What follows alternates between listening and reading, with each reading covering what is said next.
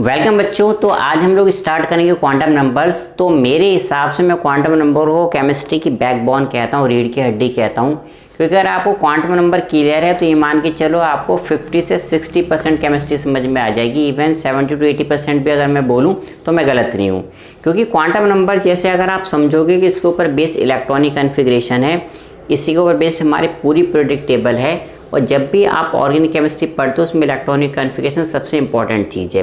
तो quantum number बहुत ध्यान से समझना है आपको। तो अगर आप क्वांटम नंबर ठीक से समझोगे तो कन्फिग्रेशन आपको अच्छी समझ में आएगी। Electronic configuration without quantum number भी समझ में आ जाएगा, लेकिन समझना और ठीक से समझना दो बहुत अलग अलग बातें हैं। तो ठीक से समझोगे आपको आगे तक समझ में आएगा। तो बेटा ये क्वांटम नंबर बहुत ध्यान से समझना है आपको, एक एक स्टेप। और अगर आपको ये वीडियो कई बार देखनी पड़े तो 2-4 बार देख लेना, बट ये बिल्कुल क्लियर होनी चाहिए। तो आज का लेक्चर स्टार्ट करते हैं, और चैनल आपने सब्सक्राइब नहीं किया तो बेटा सब्सक्राइब कर लेना।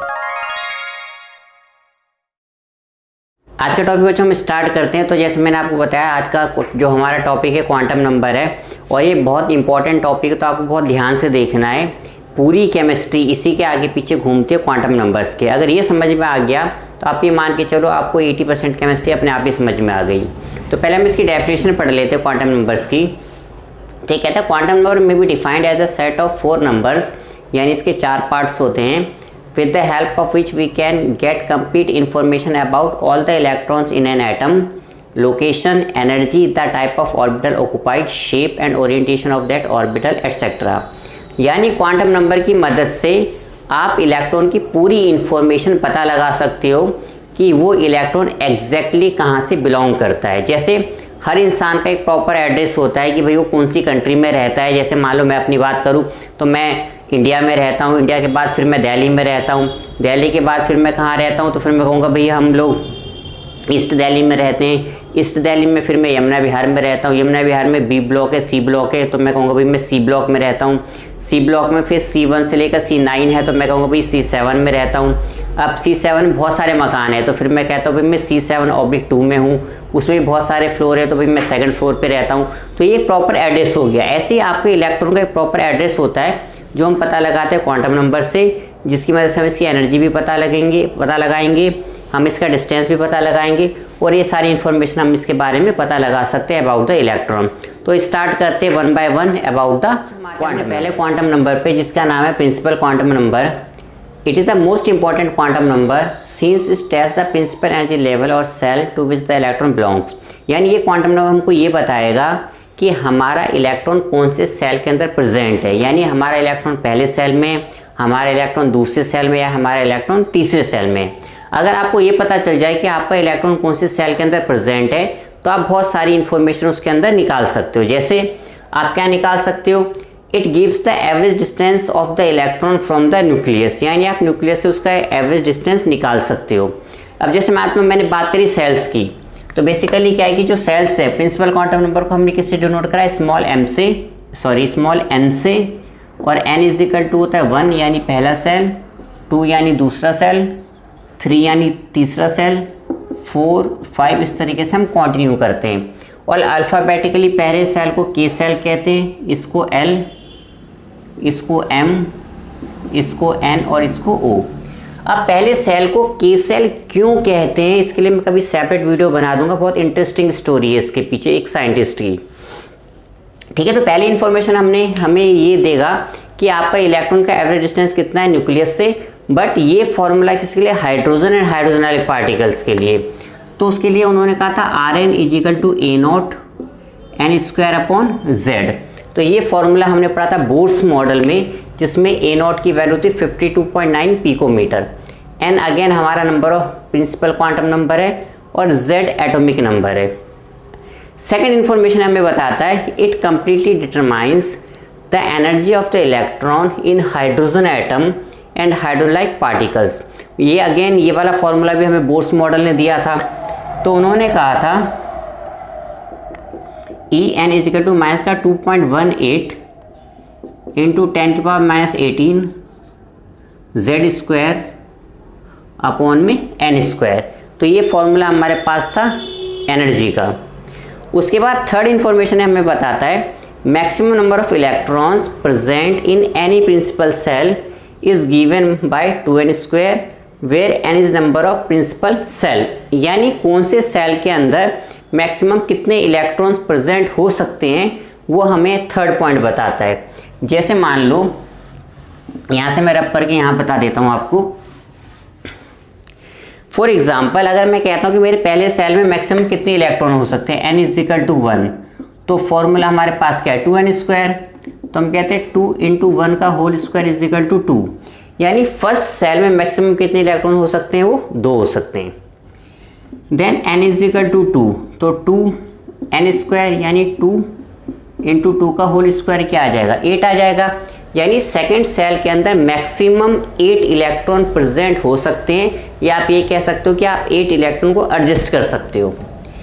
When n is equal to 3, again formula is 2n², 2 × 3 का whole square is equal to 18। यानी थर्ड सेल में मैक्सिमम 18 इलेक्ट्रॉन एडजस्ट हो सकते हैं। और सिमिलर वे में n इज इक्वल टू 4, तो हो जाएगा 2 × 4 का whole square is equal to 32। यानी फोर्थ सेल में मैक्सिमम 32 इलेक्ट्रॉन एडजस्ट हो सकते हैं। यानी फर्स्ट सेल में 2, सेकंड में 8, थर्ड में 18 और फोर्थ में 32।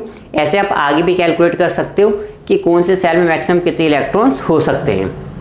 देन ये हमें जो फोर्थ पॉइंट बताता है वो ये तो एनर्जी थी, ये तो इंडिविजुअल हमारी इलेक्ट्रॉन की एनर्जी थी। अब जो इलेक्ट्रॉन सेल्स के अंदर प्रेजेंट होते हैं तो उस K सेल के कंपैरेटिवली L सेल में जो इलेक्ट्रॉन्स हैं उनकी एनर्जी ज़्यादा होगी। अगेन L के कंपैरेटिवली जो M में उनकी एनर्जी और भी ज़्यादा होगी, और M पे कंपैरेटिवली जो N में उसकी एनर्जी और भी ज़्यादा होगी। इसी तरह हम मूव करते रहते हैं। यानी जैसे जैसे हमारे सेल्स बढ़ेंगे वैसे वैसे हमारा एनर्जी लेवल भी बढ़ेगा, और इलेक्ट्रॉन जिस सेल के अंदर प्रेजेंट है उनकी एनर्जी क्या होती है, जो सेल की एनर्जी होती है। जैसा हमें किसने बताया था, बोर्स मॉडल ऑफ एटम ने, जो कि बिल्कुल ठीक था। एक आधा डाउट था उसके अंदर, वो मैं आपको बोर्स मॉडल में ऑलरेडी बता चुका हूँ, या मैं जब अपलोड करूँगा तब आपको बता दूंगा। तो ये सारी इन्फॉर्मेशन हमको कौन देता है, ये हमें देता है principal quantum. Second quantum number जो कि इसका नाम है एजीमुथल क्वांटम नंबर, या फिर इसको एंगुलर क्वांटम नंबर, या फिर सब्सिडरी, या फिर सेकेंडरी क्वांटम नंबर भी कहते हैं। बहुत सारे नाम है, जनरली हम इसको कहते हैं एजीमुथल क्वांटम नंबर। ठीक है, तो पहले इसकी डेफिनेशन पढ़ लेते हैं। It is found that spectra of the element contains not only the main lines but there are many fine lines also present. इसका मतलब क्या हुआ, जैसे हमने देखा था कि भाई हाइड्रोजन का एक हमारी लाइन आई थी जिसको हमने प्रिज्म के थ्रू पास किया था, और वो 5 लाइन में डिवाइड हो गई थी। स्पेक्ट्रा हमें मिला था लाइमन, बार्मन, पास्टन, ब्रैकेट, पीफन। फिर साइंटिस्ट ने क्या करा, फर्दर जब उस लाइन को रखा था दूसरी फील्ड में, तो उसमें फर्दर स्प्लिटिंग नज़र आ रही थी, जिसको उन्होंने नाम दिया था फाइन लाइन्स। तो उन लाइंस को हमारा ये वाला क्वांटम नंबर एक्सप्लेन करता है, एजीमुथल क्वांटम नंबर, जो फर्दर स्प्लिटिंग हो रही है इसके अंदर। ठीक है, तो ये हमें बताता था number of sub cell present in the main shell. अब इसको मैं समझाता हूँ कि एग्जैक्टली होता क्या है, तो बहुत ध्यान से देखना, पूरी केमिस्ट्री इसी के ऊपर बेस्ड है। जैसे हम कहते हैं n इज इक्वल टू 1, यानी मैं बात कर रहा हूँ फर्स्ट क्वांटम नंबर, यानी प्रिंसिपल क्वांटम नंबर, यानी सेल की बात कर रहा हूँ। तो when n is equal to 1, ठीक है। तो जैसे एजीमुथल क्वांटम नंबर का अगर मैं फॉर्मूले की बात करूं तो मैं यहाँ लिख देता हूँ L इज इक्वल टू होता है n-1, तो ये इसका फॉर्मूला होता है। तो when n is equal to 1, यानी फर्स्ट सेल की बात कर रहा हूँ, तो L इज इक्वल टू हो जाएगा 1 - 1 इज इक्वल टू 0। तो जब L इज इक्वल टू 0 होता है उसको हम कहते हैं s ऑर्बिटल। अब क्योंकि ये s ऑर्बिटल 1 में प्रेजेंट है, आप इसको डेस्टिनेशन दोगे 1s orbital. Then when n is equal to 2, तो अगेन L की दो वैल्यू होगी 0 और 1। इस पे आपको ध्यान देना है। इसको आप ऐसे समझो कि अगर आप किसी मकान में कोई फर्स्ट फ्लोर खरीद रहे हो तो उसमें ग्राउंड फ्लोर पहले से होगा। तो जब भी मैं कहूँगा कि L की वैल्यू 1 है तो आपको पहले से एज्यूम करना पड़ेगा कि 0 उसके अंदर पहले से प्रेजेंट है। 0 होगा उसके बाद ही 1 होगा। तो when L is equal to 0 हम इसे कहते हैं s ऑर्बिटल, 1 को हम कहेंगे p ऑर्बिटल। अब क्योंकि ये दोनों के दोनों सेकंड सेल के अंदर प्रेजेंट हैं तो आप इसको कहोगे 2s और इसको आप कहोगे 2p। इसी तरह when n is equal to 3, तो L की वैल्यू हो जाएगी 0, 1 और 2। क्योंकि देखो फॉर्मूला ये 3 - 1 क्या होगा, 2 होगा। तो आपको पहले से पता होना चाहिए कि 1 भी है और 0 भी है। तो जब 0 होता है उसको हमने कहा s ऑर्बिटल, 1 को हमने कहा p ऑर्बिटल और 2 को हमने कहा d ऑर्बिटल। अब ये सारे के सारे थर्ड सेल में प्रेजेंट हैं, तो हम इसको कहेंगे 3s, 3p और 3d। इसी तरह एक और सेल ले लेते हैं, when n is equal to 4 तो l की वैल्यू होगी 0, 1, 2 एंड 3। अगेन 0 में अगेन ये होगा s ऑर्बिटल, 1 में p ऑर्बिटल, 2 में d और 3 में हम कहते हैं f ऑर्बिटल। अब क्योंकि ये सारे के सारे हमारे फोर्थ सेल के अंदर प्रेजेंट है, तो हम इसको कहेंगे 4s, this is 4p, 4d and 4f। इसी तरह हम आगे बढ़ते हैं, कंटिन्यू करते हैं। जैसे n इज इक्वल टू 5 में फिर आपका g ऑर्बिटल भी हो जाएगा। हालांकि प्रैक्टिकली अभी तक हमें ज़रूरत नहीं पड़ी है, बट थ्योरेटिकली हम कितने भी आगे तक जा सकते हैं इसके अंदर। ठीक है, तो when n is equal to 1 तो सिर्फ एक होता है 1s ऑर्बिटल, यानी सब सेल में सिर्फ एक ही है। When n is equal to 2 तो हमारे पास 2 सब सेल हैं, 2s and 2p। When n is equal to 3 तो हमारे पास 3 सब सेल हैं, 3s, 3p, 3d। And when n is equal to 4 तो हमारे पास 4 सब सेल हैं, 4s, 4p, 4d and 4f। Quantum number पे तो the angular momentum of the electron present in any सब सेल, यानी जो हमारा एजिमुथल क्वांटम नंबर है वो हमें ये भी बताता है कि किस इलेक्ट्रॉन का कितना एंगुलर मोमेंटम होगा। फॉर एग्जांपल इसे जो फॉर्मूला दिया है एंगुलर मोमेंटम का, एंगुलर मोमेंटम होता है mvr, इन्होंने कहा under root l plus 1 h upon 2 pi, जिसको हम ऐसे भी लिख देते हैं under root l plus 1 h cross. इसको h क्रॉस कहते हैं, where h cross is equal to h upon 2 pi. तो दोनों सेम ही चीज़ है। तो h क्रॉस बेसिकली मैं इसलिए बताता हूँ क्योंकि इस एक बार निट और इवन जे में कई बार क्वेश्चन आ चुका है। जैसे वो कहता है what is angular momentum of d orbital, तो when l is equal to 2 तो हम उसको कहते हैं डी ऑर्बिटल। अगर इसमें मैं फॉर्मूले में पुट करूँ तो under root 2 plus 1 h upon 2 pi, तो ये आ जाएगा अंडर रूट 2 इंटू 2 प्लस 1 कितना हो जाएगा 3 हो जाएगा, यानी रूट 6 h क्रॉस। तो जो हमें ऑप्शन गिवन थे 1 2 3 4 in terms of h cross given थे। ठीक है, जैसे d है तो आपसे p का भी पूछ सकता है, f का भी पूछ सकता है, g का भी पूछ सकता है, थ्योरेटिकली वो कहीं भी जा सकता है। तो हमारे क्वांटम मैकेनिज्म के अकॉर्डिंग जो हमारा एंगुलर मोमेंटम है क्वांटम मैकेनिज्म के अकॉर्डिंग वो किस पे डिपेंड करता है, L की वैल्यू पे, यानी वो n की वैल्यू पे नहीं डिपेंड करता। जबकि बोर्स मॉडल ने क्या कहा था कि जो एंगुलर मोमेंटम होता है NH अपॉन 2 पाई। ठीक है, तो बोर्स मॉडल ने कहा था n पे डिपेंड करता है, और मॉडर्न जो हमारा क्वांटम मैकेनिज्म है वो कहता है L पे डिपेंड करता है। यानी अगर मैं क्वांटम मैकेनिज्म के अकॉर्डिंग चलूँ तो जो मेरा इलेक्ट्रॉन है, चाहे वो 1s में हो, चाहे वो 2s में हो, चाहे 3s में हो, चाहे 4s में हो, सबका जो एंगुलर मोमेंटम होगा वो हमेशा सेम होगा।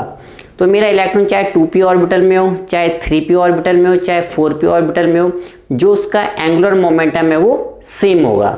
यानी जो s ऑर्बिटल में इलेक्ट्रॉन है सबका एंगुलर मोमेंटम सेम होगा, p का सेम होगा, d का सेम होगा, f का सेम होगा, चाहे हमारा सेल कोई भी हो। तो ये हमारा हो गया एंगुलर मोमेंटम। देन हमको बताता है relative energies of the various subshell. For example इसको मैं यहाँ पे कर देता हूँ, यानी ये कहता है 1s के कंपैरेटिवली 2s की एनर्जी ज़्यादा होगी, देन 3s, देन 4s। तो ये मेरा ये वाला पॉइंट है। ठीक है, तो जैसे जैसे हमने पढ़ा था कि n की वैल्यू बढ़ती है वैसे वैसे इनकी एनर्जी भी बढ़ती है। इसी तरह 2p के कंपैरेटिवली 3p की एनर्जी ज़्यादा होगी और 4p की एनर्जी ज़्यादा होगी।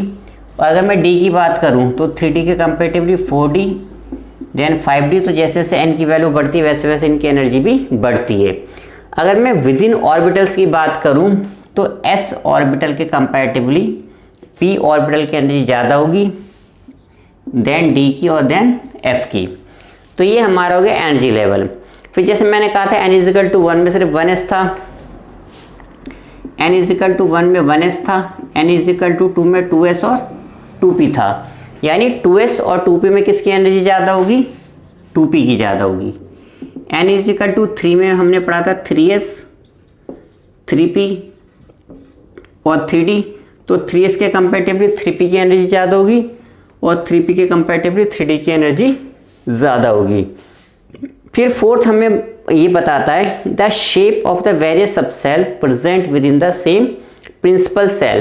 तो शेप की बात मैं आपसे एक सेपरेट वीडियो में करूंगा जिसमें मैं सिर्फ शेप्स को डिफाइन करूंगा। एट प्रेजेंट बस आप इतना समझ लो, ये हमको शेप्स भी बताता है कि एस ऑर्बिटल की क्या शेप होगी, पी की क्या शेप होगी, डी की क्या होगी और एफ की क्या शेप होगी। ठीक है, तो ये सारी इंफॉर्मेशन हमको बताता है एजीमुथल क्वांटम नंबर। एक बार मैं उसको समराइज कर देता हूँ। ये हमारा n = 1 है तो इसमें सिर्फ 1s होगा। ये हमारा सेकंड सेल है, इसके अंदर हमारे पास 2s और 2p होगा। अगेन ये हमारे पास थर्ड सेल है, इसमें 3s 3p और 3d होगा। इसी तरह अगर मैं फोर्थ सेल ले लूँ n = 4, इसमें 4s होगा, 4p 4d और 4f होगा।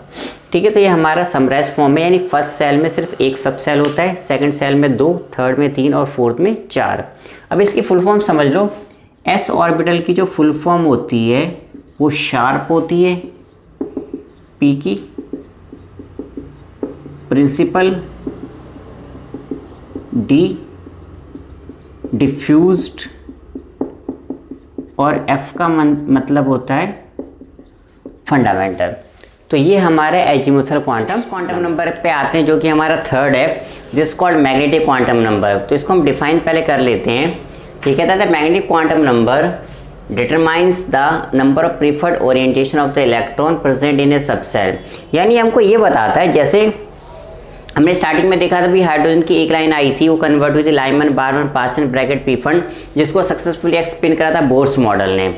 ठीक है, उसके बाद फिर उसके अंदर फर्दर मल्टीपल ऑफ लाइंस नजर आई, जिसको हमने कहा था फाइन लाइंस, जिसको एक्सप्लेन करा है एजीमुथल क्वांटम नंबर ने। अब क्या है कि वो जो फाइन लाइंस थी वो फर्दर स्प्लिट हो रही थी in the presence of magnetic field and electric field, जैसा आप लोगों ने पढ़ा था Stark effect and Zeeman effect. तो जो बोर्स मॉडल की लिमिटेशन थी जीमन इफेक्ट, उसमें क्या है कि फर्दर स्प्लिटिंग हो रही थी under the influence of magnetic field. Basically हमें वो यही पढ़ना है मैग्नेटिक क्वांटम नंबर में कि वो बेसिकली जो स्प्लिटिंग है वो एग्जैक्टली हमारी है क्या।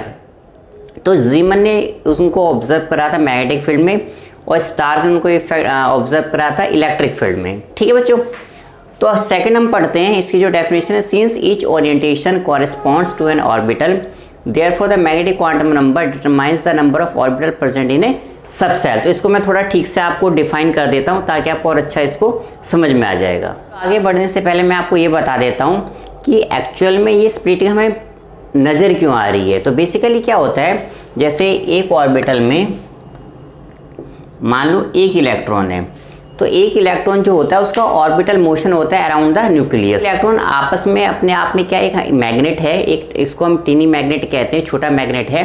तो जैसे जैसे वो घूमता है वो चारों क्या क्रिएट करता है, इलेक्ट्रिक फील्ड। तो जैसे इलेक्ट्रिक फील्ड क्रिएट हो रही है तो उसके परपेंडिकुलर क्या क्रिएट होगी, मैग्नेटिक फील्ड।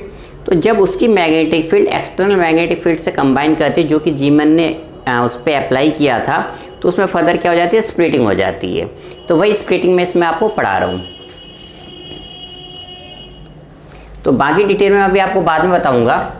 तो जैसे हम कहते हैं व्हेन n = 1 हमने पढ़ा था l = 0। तो जैसे मैं यहाँ पे लिख चुका हूँ कि मैग्नेटिक क्वांटम नंबर को m से या फिर ml से डिनोट करते हैं। तो व्हेन n = 1 l = 0, इसको हमने कहा था s ऑर्बिटल। तो देखो जब l 0 है तो जो m की वैल्यू होती है वो होती है -l से लेके +l तक, जो आप लोगों ने नंबर लाइन पढ़ रखा है 9th क्लास में। तो L में देखो जब L 0 है तो माइनस प्लस तो 0 में कुछ होता नहीं, तो जब L 0 है तो M की वैल्यू भी क्या होगी, 0। तो इसी मारे हम S ऑर्बिटल के अंदर सिर्फ एक बॉक्स बनाते हैं आगे जाके जब हम इसमें इलेक्ट्रॉन फिल करेंगे। देन व्हेन n = 2, तो मैंने आपको पहले में बता चुका हूँ L = 0 and 1, 0 is called S orbital, 1 is called P orbital. इसके केस में अगेन M की वैल्यू 0, एक बॉक्स बनाओगे।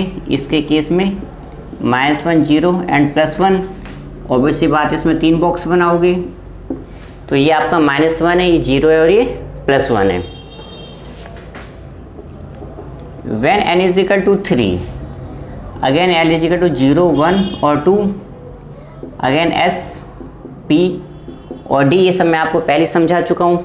तो when L is equal to 0 again M is equal to 0, इसके केस में -1 0 एंड +1 और इसके केस में -2 -1 0 +1 and +2।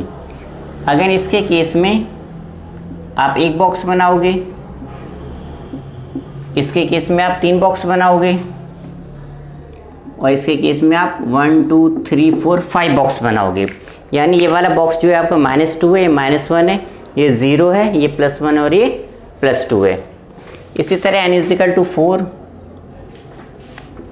L is equal to 0 1 2 and 3, S P D and F। Again इसके केस में 0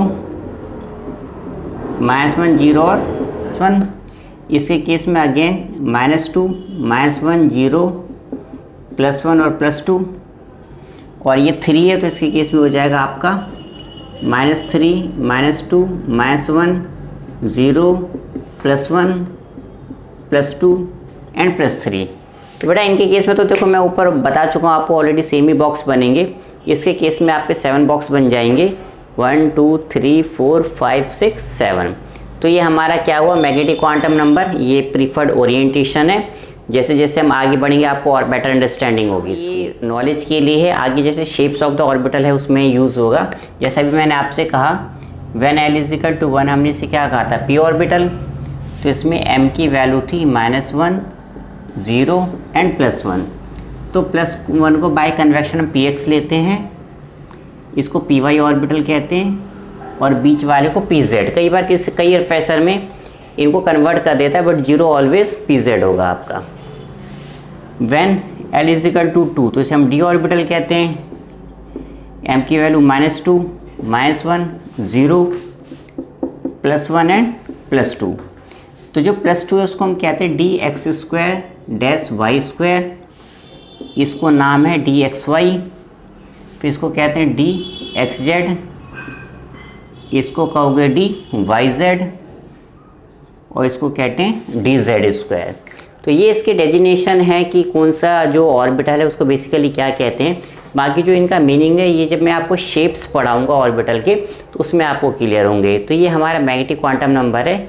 तो बेसिकली हमें ये बताता है कि जो फर्दर स्प्लिटिंग हो रही है ये एग्जैक्टली है क्या। तो ये बेसिकली ऑर्बिटल्स बताता है आपको कि कितने ऑर्बिटल्स पॉसिबल हैं। जैसे एस में मैंने आपको बताया एक था, यानी एस में सिर्फ एक ऑर्बिटल पॉसिबल है।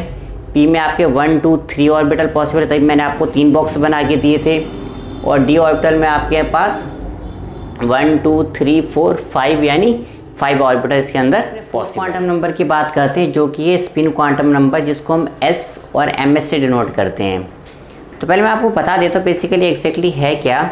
जैसे हम कहते हैं कि हमारा जो अर्थ है एक तो सन के चारों चक्कर काटता है, जो हम कहते हैं भाई 365 डेज़ में कंप्लीट करता है। सेकंड क्या है कि हमारा जो अर्थ है वो अपनी एक्सिस पे भी घूमता है, जो कि हम 24 आवर में मान के चलते हैं। कुछ ऐसे हम मानते हैं कि जो हमारा इलेक्ट्रॉन है एक तो न्यूक्लियस के चारों घूम रहा है प्लस वो अपनी एक्सिस पे घूम रहा है। तो जो अपनी एक्सिस पे वो रोटेट करता है, this phenomena was defined by spin quantum number. तो स्पिन क्वांटम नंबर जो है ये प्योरली साइंटिस्टों के एक्सपीरियंस के ऊपर बेस्ड है, इसका कोई मैथमेटिकल एक्सप्लेनेशन नहीं है। तो ये क्वेश्चन बहुत आता है जेई में, नीट में, इवन 11th-12th में भी आता है कि which quantum number is not according to quantum mechanism. तो ये आप क्या लिखोगे, this is spin quantum number. तो spin quantum number is not according to quantum mechanism. ठीक है, तो बेसिकली क्या है कि जैसे हमने भाई बॉक्स बनाया था, इसमें जब हम इलेक्ट्रॉन फिल करते हैं तो एक हम ऊपर की डायरेक्शन में भरेंगे। तो ऊपर जब हम भरते हैं तो उसमें एस हम बाय कन्वेक्शन लेते हैं +12, इसका मतलब होता है क्लॉकवाइज डायरेक्शन, यानी जो इलेक्ट्रॉन घूम रहा है अपनी एक्सिस पे वो क्लॉकवाइज घूमेगा या एंटी क्लॉकवाइज घूमेगा। तो जब हम इसमें दूसरा इलेक्ट्रॉन फिल करते हैं तो हम एस की वैल्यू कहते हैं -12 and this is anti clockwise direction. तो जो इलेक्ट्रॉन है उसकी दो ही डायरेक्शन होगी, आइदर क्लॉकवाइज और एंटी क्लॉकवाइज। तो बेसिकली क्या है कि जब एक ऑर्बिटल के अंदर एक ही इलेक्ट्रॉन होता है उसको हम माइक्रोमैग्नेट कहते हैं, यानी एक छोटा सा मैग्नेट होता है ये। तो जब ये घूमेगा तो क्या क्रिएट करेगा, इलेक्ट्रिक फील्ड, जैसा अभी मैंने अभी थोड़ी देर पहले बताया था। और परपेंडिकुलर क्या बनेगी, मैग्नेटिक फील्ड। तो जितने ज़्यादा ऑर्बिटल में इलेक्ट्रॉन सिंगल हैं उतनी ज़्यादा वो क्रिएट करेगा मैग्नेटिक फील्ड, उतना स्ट्रॉन्ग मैग्नेट वो बनाएगा। लेकिन जब एक ऑर्बिटल में 2 इलेक्ट्रॉन है तो एक दूसरे की स्पिन को कैंसिल आउट कर देते हैं और नेट डायपोल मोमेंट क्या हो जाता है, 0 हो जाता है। तो जब भी एक ऑर्बिटल के अंदर 2 इलेक्ट्रॉन है उसको हम कहते हैं डायमैग्नेटिक, और जब सिंगल इलेक्ट्रॉन है इसको हम कहते हैं पैरामैग्नेटिक। तो पैरामैग्नेटिक हो गया, डायमैग्नेटिक हो गया, ठीक है। फिर जो इससे हम निकालते हैं डायपोल मोमेंट की value based on number of unpaired electron, that's called spin only formula, वो सब आपकी आगे की थ्योरीज में आएगी तो हम उसको और बेटर एक्सप्लेनेशन देंगे और आपकी अंडरस्टैंडिंग और बेटर होगी।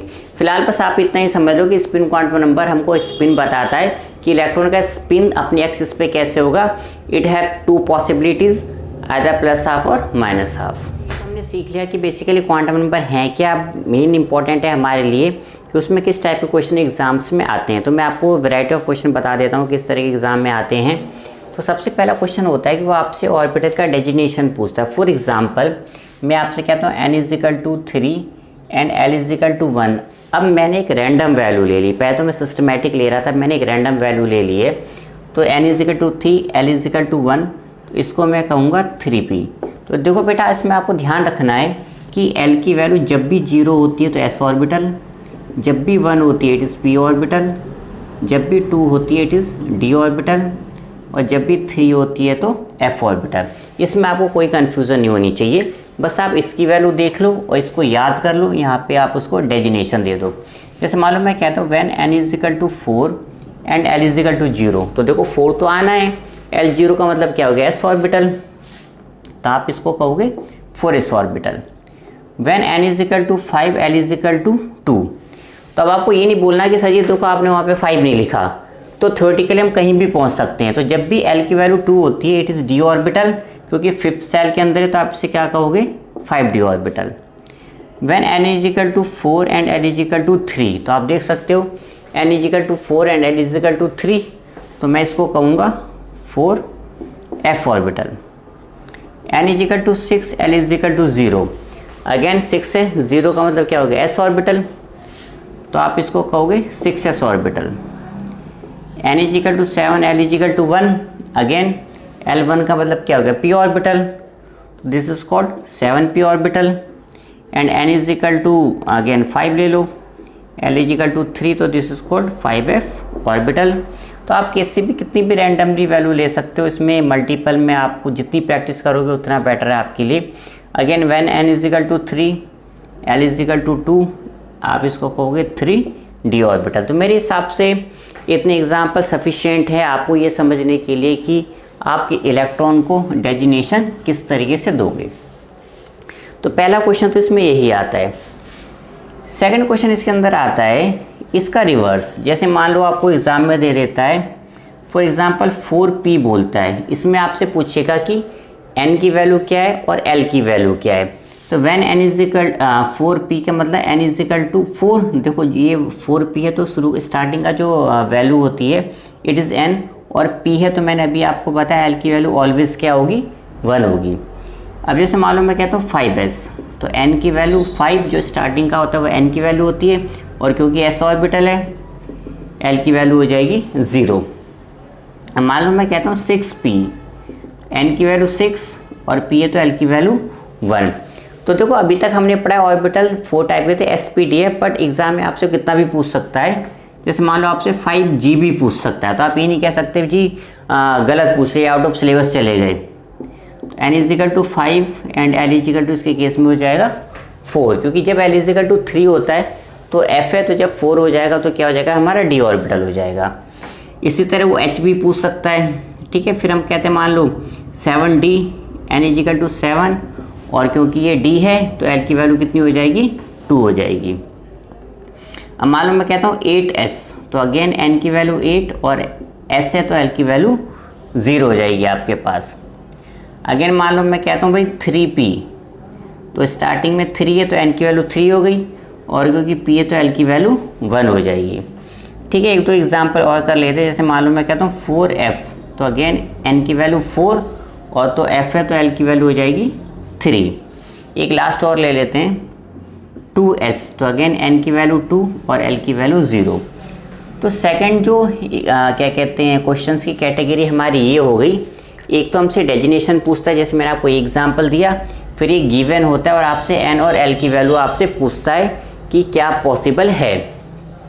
थर्ड जो इसमें क्वेश्चन आता है, क्या आता है which orbital is possible and which orbital is not possible. For example वो कहेगा आपसे कि 1p ऑर्बिटल पॉसिबल है या नहीं है। तो आप बेटा इसमें साफ देख सकते हो, when n is equal to 1 तो l इज इक्वल टू 0, तो 1s तो पॉसिबल है बट 1p पॉसिबल नहीं है। तो आप ये कहोगे 1p पॉसिबल नहीं है। अब मान लो आपसे कहता है भाई 2p पॉसिबल है, तो आप देख सकते हो कि 2 में s होता है और p होता है, इसके अंदर 2p ऑर्बिटल पॉसिबल है। फिर मान लो आपसे कहता है 3d पॉसिबल है, तो आप देख सकते हो कि 3 में 3s पॉसिबल है, 3p पॉसिबल और 3d पॉसिबल है, यानी ये भी पॉसिबल है। बट अगर वो आपसे कहता है 3f पॉसिबल है या नहीं है, तो आप कहोगे 3f पॉसिबल नहीं है, क्योंकि 3 में मैक्सिमम कितने होते हैं हमारे, d तक होते हैं। अब मान लो आपसे कहता है कि 5g पॉसिबल है या नहीं है, तो आप देख सकते हो कि s ऑर्बिटल यहाँ से स्टार्ट होता है, उसके बाद s कॉन्टिन्यूशन में है, p आपका यहाँ से स्टार्ट हुआ है, फिर देखो हर जगह p नज़र आ रहा है, d आपका यहाँ से स्टार्ट हुआ है, फिर हर जगह d नज़र आ रहा है, f आपका यहाँ से स्टार्ट हुआ है, तो इस again n is equal to 5 में जाओगे तो आपको g भी नज़र आएगा, यानी 5g ऑर्बिटल आपका पॉसिबल है। तो थर्ड जो कैटेगरी है क्वेश्चंस की वो ये है, आपसे पूछता है कि कौन सा ऑर्बिटल पॉसिबल है और कौन सा ऑर्बिटल पॉसिबल नहीं है। फिर लास्ट जो इसमें टाइप है क्वेश्चंस का, वो आपको चारों क्वांटम नंबर देगा, जैसे n is equal to 2, l is equal to 0, m is equal to 0 and s is equal to +12। आपसे कहेगा कि चारों क्वांटम नंबर ठीक है या गलत हैं, तो एक बार चेक कर लेते हैं। देखो when n is equal to 2, तो देखो when n is equal to 2, तो l की दो वैल्यू पॉसिबल है, आइदर 0 और 1। तो आप देख सकते हो कि यहाँ पे मैंने 0 लिखा है, तो 0 भी ठीक है, अगर मैं यहाँ पे 1 लिखता तो 1 भी ठीक होता, ठीक है। m की वैल्यू इस पे डिपेंड करेगी, तो जब ये 0 तो ये ऑलवेज क्या होगा 0, और s की वैल्यू +½ होगी या -½ होगी, उसके अलावा कुछ भी है तो गलत है। यानी फिलहाल जो मुझे चारों क्वांटम नंबर दे रखे हैं बिल्कुल करेक्ट है। फिर देखो नेक्स्ट लेते हैं, n is equal to 3, l is equal to 1, m is equal to again 0, s is equal to -½ again देखो बच्चों, n इज इक्वल टू 3, तो l की 3 वैल्यू पॉसिबल है, 0, 1 और 2। यहाँ पे 1 मैंने लिखा है, ठीक है, अगर मैं यहाँ पे 0 लिखता तो भी ठीक था, यहाँ पे मैं 2 लिखता तो भी ठीक था, इसके अलावा मैं कुछ भी लिखता तो गलत था। इसकी वैल्यू इस पे डिपेंड करेगी, तो मैं आपको बता चुका हूँ कि when n is equal to 1, तो m की 3 वैल्यू होगी -1, 0 एंड +1। तो यहाँ पे मैं -1 लिखता तो भी ठीक था, मैंने 0 लिखा है तो भी ठीक है, और यहाँ पे मैं +1 लिखता तो भी ठीक था। और s की वैल्यू मैंने आपको बताया प्लस माइनस में से कोई एक होगी, यानी फिलहाल जो ये चारों क्वांटम नंबर है मेरे बिल्कुल करेक्ट है। नेक्स्ट एग्जाम्पल ले लेते हैं। ठीक है, तो मैं सजेस्ट करूंगा आप मेरे वीडियो को पॉज करके आप पहले खुद फाइंड आउट करो गलती, और फिर इसको रन करके फिर मेरी आंसर को आप सुनो। अब इसमें हमें देखना है कि चारों क्वांटम नंबर ठीक हैं या गलत हैं। तो बेटा आप देख सकते हो n की वैल्यू कभी भी 0 नहीं हो सकती, यानी स्टार्टिंग में ये मेरा क्वांटम नंबर गलत हो गया। नेक्स्ट एग्जाम्पल ले लेते हैं। अब हमें बताना है कि चारों क्वांटम नंबर जो गिवन है करेक्ट है या इसमें भी कुछ गड़बड़ है। तो देखो when n is equal to 2, तो जब n की वैल्यू 2 होती है तो l की वैल्यू की 0 या 1। ठीक है, तो यहाँ पे 0 होता तो भी ठीक था, 1 होता तो भी ठीक था, बट मैंने 2 लिख रखा है तो 2 गलत है। यानी जब n की वैल्यू 2 होगी तो l की वैल्यू ऑलवेज लेस देन 2 होगी, यानी 0 होगी या फिर 1 होगी। तो यहाँ पे मेरा एरर है।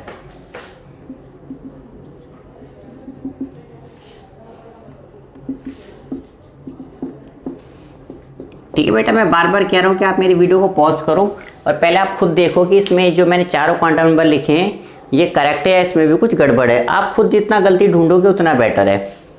देखो n इज इक्वल टू 3 हो गए, तो l की वैल्यू होगी 0, 1, 2। यहाँ पे मैंने 1 लिखा है, इसका मतलब 1 करेक्ट है।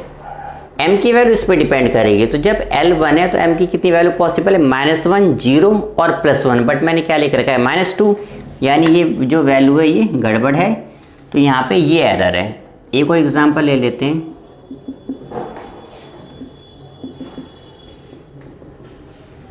अब इसमें बेटा देखो when n is equal to 2, तो n इज इक्वल टू 2, तो l की दो वैल्यू पॉसिबल है 0 और 1। मैंने यहाँ पे 0 लिखा है, करेक्ट है। m की वैल्यू इस पर डिपेंड करेगी, तो ये 0 तो ये भी 0 होगा, बट मैंने आपको बताया था s कभी भी 0 नहीं हो सकता, यानी यहाँ पे ये एरर है। तो ये भी क्वांटम नंबर मैंने जो लिखा था ये भी गलत है। देन एक और ले लेते हैं एग्जाम्पल। अब देखो n is equal to 3, again l is equal to 1, तो n इज इक्वल टू 3, तो l की तीन वैल्यू पॉसिबल है 0 1 2, मैंने 1 लिखा है।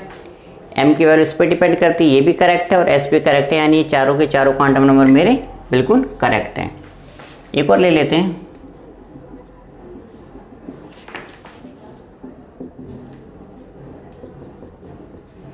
बेटा इसमें देख सकते हो n की वैल्यू 4 है, तो जब n की वैल्यू 4 है तो l की वैल्यू कितनी पॉसिबल है 0 1 2 3, मैंने यहाँ पे 2 लिखा, करेक्ट है। इसकी वैल्यू इस पर डिपेंड करेगी, जब ये 2 है तो m की वैल्यू 5 पॉसिबल है, -2 -1 0 +1 +2, मैंने -2 लिखा है, करेक्ट है। और इसकी वैल्यू क्या होगी +हाफ और -हाफ, यानी ये भी चारों क्वांटम नंबर मेरे करेक्ट हैं। ठीक है बच्चों, तो ये आप देख सकते हो कि इस तरह के क्वेश्चंस 4 वैरायटी के क्वेश्चंस आते हैं आपको। एक तो नंबर 1 ये हो गया, नंबर 2 वेरिएशन ये हो गया, नंबर 3 वेरिएशन ये है, नंबर 4 वेरिएशन ये है। तो ये हमने क्वांटम नंबर्स पढ़े हैं। मैं काफ़ी उम्मीद करता हूँ आपको समझ में आ गए होंगे। बहुत इंपॉर्टेंट है, चाहे इस वीडियो को आपको कितनी बार भी देखना पड़े, ये आपको बिल्कुल क्लियर होनी चाहिए, इसी से केमिस्ट्री आपको समझ में आएगी। जो हमने अब तक जो पढ़ा है उसको हम समराइज़ कर लेते हैं। जैसे ये मैंने एक डायग्राम बनाया आपको समझाने के लिए, जैसे n is equal to 1, n is equal to 2 3 4 5 ऐसे आता है, तो बेसिकली क्या है Lyman Barmer Paschen Brackett P fund. ठीक है, तो उसके बाद इन लाइनों को बोर्स मॉडल ने बहुत सक्सेसफुली एक्सप्लेन करा था। बट ये जो लाइन है जो फर्दर स्प्लिट हो रही है, जैसे n इज इक्वल टू 1 तो मैंने आपको बताया था l इज इक्वल टू 0 होता है, जिसको एजिमुथल क्वांटम नंबर। तो जब l 0 होता है तो m भी 0 होता है, तो इसमें 1 आपका 1s ऑर्बिटल आएगा। When n is equal to 2, तो l की वैल्यू थी 0 और 1, इसको कहा गया था फाइन लाइन्स। और जब इनको हमने रखा मैग्नेटिक फील्ड में तो फर्दर स्प्लिटिंग हुई थी। When l is equal to 0, m is equal to 0, this is 1 2s orbital. When l is equal to 1 2p orbital, इसमें होता है -1 0 और +1, तो इसमें देखो 3 स्प्लिटिंग हो रही है, 3 इसकी, एक इसकी, टोटल स्प्लिटिंग कितनी हो गई हमारी 4 हो गई। When n is equal to 3, तो इसको m सेल कहते हैं, l इज इक्वल टू 0 1 2, और मैग्नेटिक फील्ड में देखो इसमें फर्दर स्प्लिटिंग हो रही है। l इज इक्वल टू 0, तो m is equal to 0, l is equal to 1, this is -1 0 +1, 2 के केस में -2 -1 0 1 और 2, तो ये हमारे d हैं, ये p है, ये s है। n इज इक्वल टू 2 में 2s और 2p होता है, और n इज इक्वल टू 1 में सिर्फ 1s होता है। ठीक है बच्चों, तो इस डायग्राम को आप देखोगे तो आपको बहुत क्लियर हो जाएगा। ये हमारा स्पेक्ट्रा है, ये फाइन लाइन्स है, और ये स्प्लिटिंग है under the influence of magnetic field as well as electric field. तो ये समराइज फॉर्म में आपको मैंने दिया है, इसे बहुत ध्यान से देखो, आपको सारी पिक्चर जो है बहुत क्लियर हो जाएगी। वैसे बच्चों हम लोग ये डिस्कस कर चुके हैं। जैसे सबसे पहला पॉइंट आप देखोगे, मैंने आपको बताया था कि नंबर ऑफ जितने भी सब सेल होते हैं nth के बराबर होते हैं। जैसे फर्स्ट सेल में 1 ही होता है, सेकंड में 2 होते हैं, थर्ड में 3 और फोर्थ में 4। सेकंड देखो मैंने आपको बताया था जैसे s ऑर्बिटल्स में 1 ही सब सेल होता है, p में हमारे पास 3 होते हैं, d में 5 होते हैं और f में 7 होते हैं। इसी तरह जो इलेक्ट्रॉन होते हैं s ऑर्बिटल में 2 होते हैं, p में 6 होते हैं, d में 10 होते हैं और f में 14 इलेक्ट्रॉन्स होते हैं। अब बच्चों बात करते हैं नंबर ऑफ ऑर्बिटल्स की। जैसे n इज इक्वल टू 1 में 1 का होल स्क्वायर, सिर्फ एक ही ऑर्बिटल होता है, यानी s में एक बॉक्स होता है। n इज इक्वल टू 2 का होल स्क्वायर, यानी एक s और 3 p, यानी टोटल 4 ऑर्बिटल हो गए। ऐसे आप इसको एक बार पूरा रीड कर लो। और नंबर ऑफ इलेक्ट्रॉन्स मैं आपको पहले ही बता चुका हूँ कि कौन से सेल में कितने मैक्सिमम होते हैं, इसको भी आप एक बार रीड कर लोगे तो ठीक रहेगा। टॉपिक के हम क्वेश्चन आंसर्स करते हैं जो एक्सरसाइज के हैं। जैसे सबसे पहला क्वेश्चन नंबर 24 इस टॉपिक से रिलेटेड कह रहा है what is the lowest value of n that allows g orbital to exist. अब जैसे मान लो अगर ये g की जगह s कहता तो s हमें पता है n इज इक्वल टू 1 से शुरू होता है। अगर ये p कहता तो n इज इक्वल टू 2 से स्टार्ट होता है। अगर ये d कहता तो n इज इक्वल टू 3 से स्टार्ट होता। अगर ये f कहता है n इज इक्वल टू 4 से स्टार्ट होता। अब ये g कह रहा है तो इसका मतलब n की वैल्यू क्या हो जाएगी, n इज इक्वल टू 5, जो इसका आंसर है, यानी 5th सेल से g ऑर्बिटल आपका स्टार्ट हो जाएगा। अब एक 25 है, कह रहा है n orbital is in one of the 3d orbital, give possible value of n l ml for this electron. तो अब देखो ये हमसे क्वेश्चन कह रहा है कि जो आपका इलेक्ट्रॉन है वो 3D ऑर्बिटल में प्रेजेंट है। तो 3D का मतलब मैंने आपको पहले क्वेश्चंस भी कराए थे, n is equal to 3 and l is equal to 2। तो दो चीज़ तो इससे बिल्कुल क्लियर हो गई, n इजिकल टू 3 ये जो स्टार्टिंग की वैल्यू है, और क्योंकि d है तो l की वैल्यू 2 हो जाएगी, और जो m की वैल्यू है यानी m कह दो या ml कह दो, वो इस पर डिपेंड करती है। l इजिकल टू 2 है तो m हो जाएगा -2, -1, 0, +1 एंड +2। तो ये इसका आंसर हो गया क्वेश्चन नंबर 25 का। नेक्स्ट क्वेश्चन पे आते हैं जो कि अगेन एक्सरसाइज का 28 क्वेश्चन है। पहले क्वेश्चन पढ़ लेते हैं। ये कह रहा है an atomic orbital has n is equal to 3, what are the possible values of l and ml। अब देखो जनरल बात करें n इजिकल टू 3 तो आपको सारी पॉसिबिलिटी लेनी पड़ेगी। तो हम पढ़ चुके हैं कि व्हेन n इजिकल टू 3 तो l की 3 वैल्यू होती है 0, 1 एंड 2। तो जब l 0 है तो अगेन हम पढ़ चुके हैं कि जो ml की वैल्यू होती है वो 0 होती है। इसके केस में होगा -1, 0 एंड +1। इसके केस में -2, -1, 0, +1 एंड +2।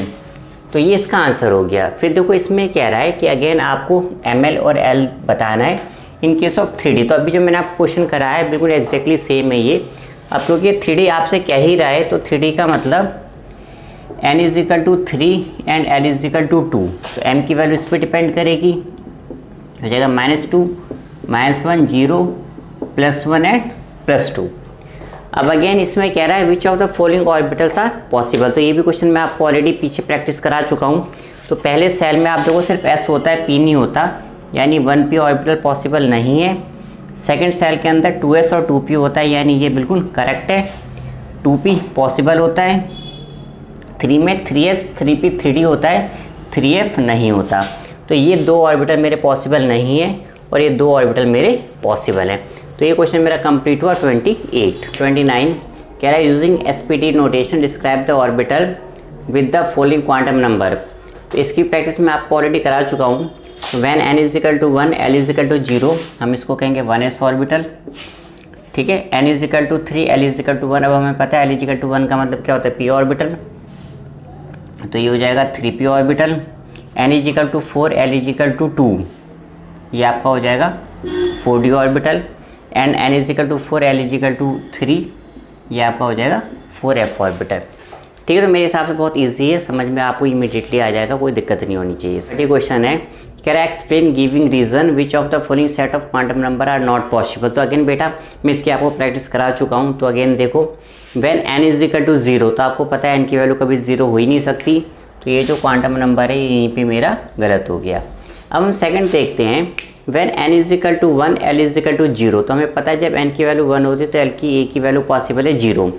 ये इस पे डिपेंड करता है, जब ये 0 तो ये भी 0 होगा, और s की वैल्यू आइदर +½ होगी या -½ होगी। तो ये जो चारों क्वांटम नंबर है मेरे ये करेक्ट है। अब इसमें आते हैं थर्ड में, व्हेन n इजिकल टू 1। तो अभी मैंने आपको बताया l की वैल्यू क्या होगी, 0 होगी, बट इसमें 1 दे रखा है जो कि पॉसिबल नहीं है। तो इस स्टेप पे ये मेरा सारा गड़बड़ हो गया। फोर्थ देखते हैं, व्हेन n इजिकल टू 2। तो जब n 2 है तो l की दो वैल्यू पॉसिबल है, आइदर 0 और 1। तो यहाँ पे 1 दे रखा है तो करेक्ट है, इसकी वैल्यू इस पे डिपेंड करेगी। जब l 1 है तो m की 3 वैल्यू पॉसिबल है, -1, 0, +1। यहाँ पे 0 दे रखा है, ये भी करेक्ट है, और इसकी वैल्यू मैंने आपको बताई है, आइदर +½ होगी या -½ होगी। यानी ये जो चारों क्वांटम नंबर ये करेक्ट है। अब इस पे आते हैं, व्हेन n इजिकल टू 3। तो l की क्या वैल्यू होगी, आइदर 0, 1 और 2। तो 3 नहीं हो सकती, यानी यहाँ पे क्वांटम नंबर गड़बड़ कर दिया इन्होंने।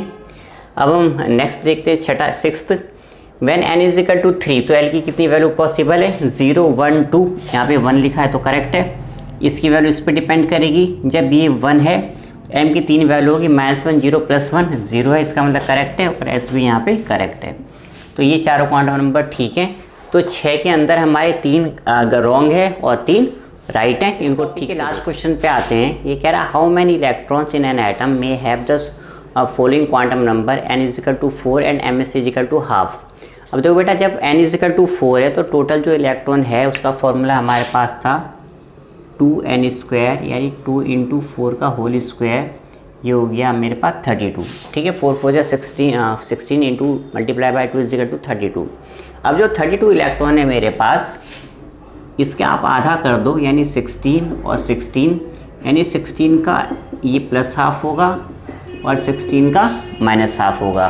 तो सिर्फ ये प्लस हाफ कह रहा है, तो जो इसका आंसर है वो कितना हो जाएगा, 16 इलेक्ट्रॉन्स कह रहा है। अब देखो n = 3, l = 0, यानी क्या हो गया, 3s ऑर्बिटल हो गया। मैंने आपको बताया तो उसमें सिर्फ एक बॉक्स बनता है और एक बॉक्स में मैक्सिमम 2 इलेक्ट्रॉन होते हैं, एक ऊपर एक नीचे। तो इसका जो आंसर हो जाएगा वो 2 इलेक्ट्रॉन हो जाएगा। ये पॉली एक्सक्लूसिव प्रिंसिपल है, मैं आपको इसको नेक्स्ट लेक्चर में पढ़ाऊँगा। तो ये हमारा क्वेश्चन कंप्लीट हो गया। ये हमारा आज का लेक्चर था क्वांटम नंबर। मैं उम्मीद करता हूँ आपको समझ में आया होगा। और इसके कुछ प्रैक्टिस क्वेश्चन तो मैंने आपको इसी में करा दिए थे, और भी क्वेश्चन मैं आपको अलग से एक वीडियो ऐड कर दूंगा ताकि आपकी और बेटर अंडरस्टैंडिंग हो जाए क्वांटम। इतनी जल्दी ऐड कर सकता हूँ मैं, आपको श्योरिटी देता हूँ, मैं आपको ऐड करूँगा आपके बेनिफिट के लिए। ठीक है बच्चों, तो आज का लेक्चर यहीं पर एंड करते हैं। देखने के लिए बहुत धन्यवाद आप लोगों का, और चैनल सब्सक्राइब करके बेल बटन जरूर